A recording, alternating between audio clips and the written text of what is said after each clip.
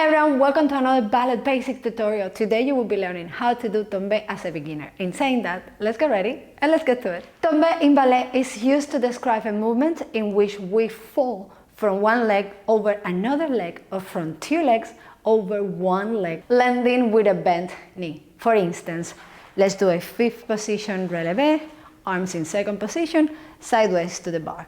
We are going to do fifth position releve.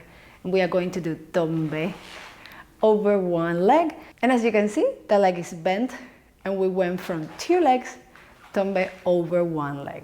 Now we can do also to the back.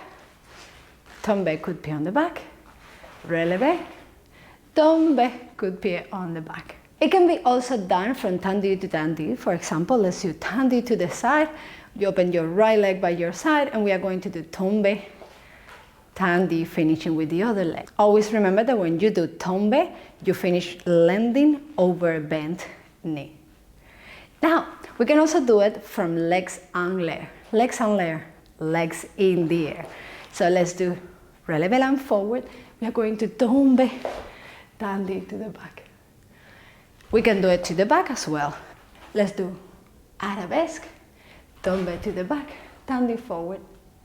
We can do it from legs en l'air, Tombe, ending with legs en l'air as well. Once again, arabesque and Tombe. Now we can also do it from passe, Tombe, and then we can add a pas de bourrée.